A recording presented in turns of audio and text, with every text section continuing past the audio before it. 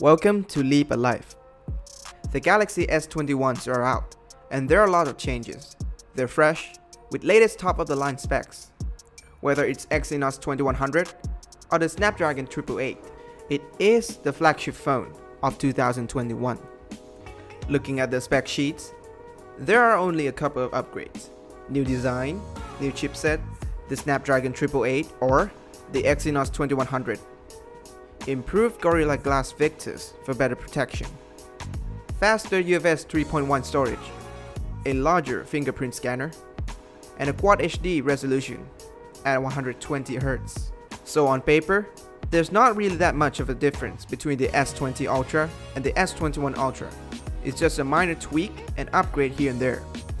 I'll go ahead and say it's not worth the upgrade if you're currently using the S20 Ultra.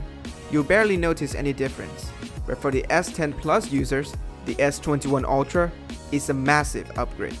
This is why. Let's kick things off with the design. One of the biggest changes within the S21 series module is no doubt the design. The S21 series all came with a new camera module that merged with the side of the phone to create that seamless design that feels really fresh. The S21 Ultra is the only phone that opted for the frosted glass panel instead of a shiny glass back, just like in the S20 Ultra and the S10 Plus. I have to say that the frosted glass on the S21 Ultra feels really nice in hand.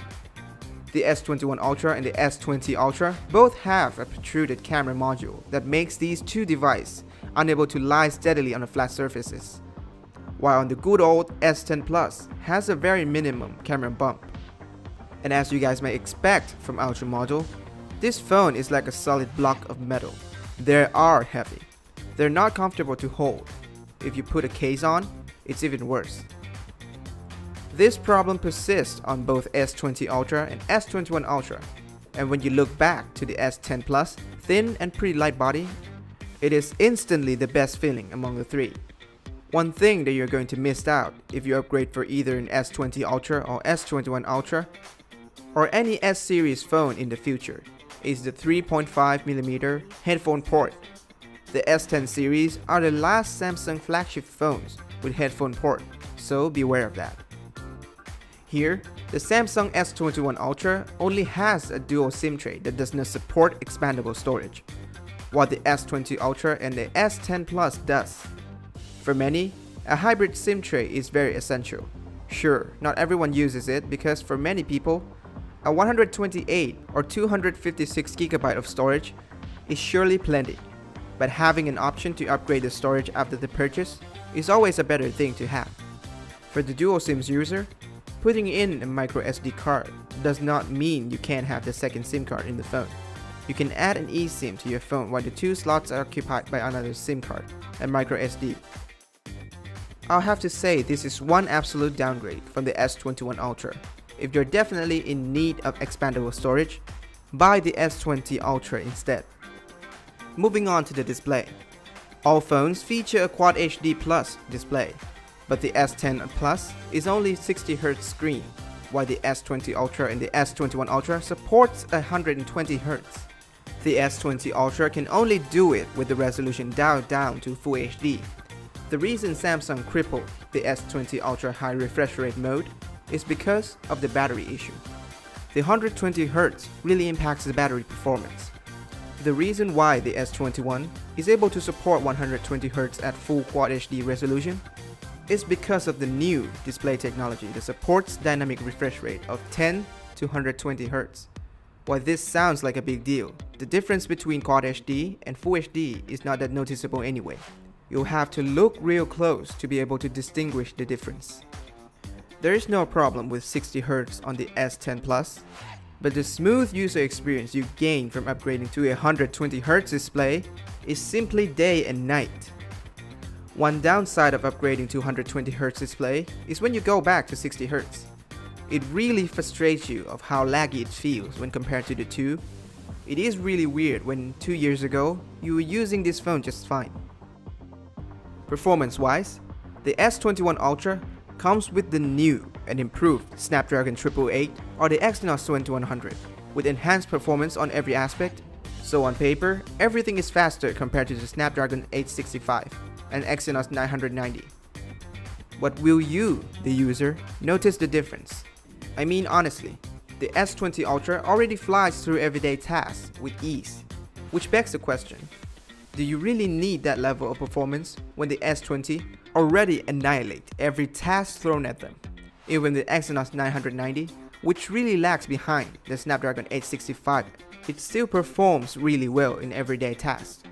However, upgrading from the S10 Plus, the differences are a lot more dramatic. The Snapdragon 855 and the Exynos 9820 on the S10 Plus is a 2-year-old chipset, which is really long time for the world of smartphones. The newer chipset will be more powerful and at the same time, more power efficient. It's definitely an upgrade if you're from S10 Plus. The S21 Ultra is currently running in One UI 3.1 on Android 11, while the S10 Plus and the S20 Ultra is upgradable to One UI 3.0 on Android 11. It's been 2 years since the release of the Galaxy S10 Plus, which means the Android version update is approaching its end. It is expected to be only one more version update for the S10 Plus, which is Android 12. For S20 Ultra and S21 Ultra, Samsung also promised 3 years of update, so there will be 2 and 3 years of upgrade respectively. The 4100 mAh battery on the S10 Plus is no slouch, but this is 2021, and the 4100 mAh battery is for little guys. The big boys are in the 5000 mAh league now. The battery performance between the S21 Ultra and S20 Ultra is barely noticeable. They both feature a massive 5000 mAh battery, which is plenty for a day. So again, upgrading from S20 Ultra won't benefit much on battery life.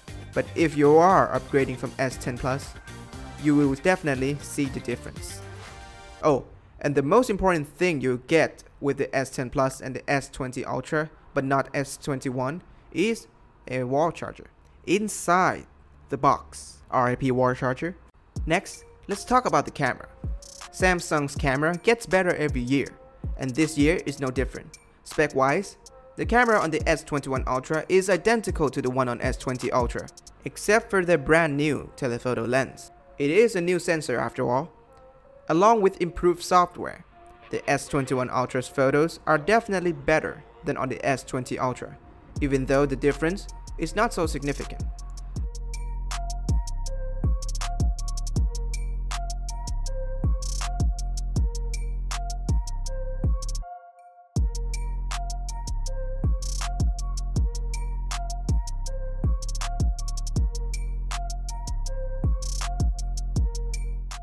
Comparing to the S10 Plus, the differences are even more obvious. So yeah, the camera is obviously an upgrade.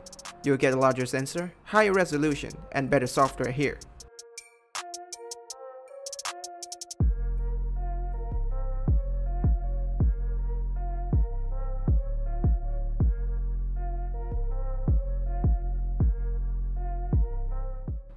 So to answer the question, should you upgrade? I would definitely say yes, if you are from S10 Plus or older phones. But if you're currently running an S20 Ultra, I'll say it's not really that big of a difference. Maybe the S22 or the S30, or if you want the latest, highest end, bleeding edge phone, just go for it. The S21 Ultra is definitely a good phone with a very nice feature to be a daily driver Android phone for you. So, what do you think? Are you going to upgrade to the S21 Ultra? Comment down below, and don't forget to leave a thumbs up if you liked the video, subscribe, and please ring the bell icon to see more great contents in the future. That's it for now. Stay safe.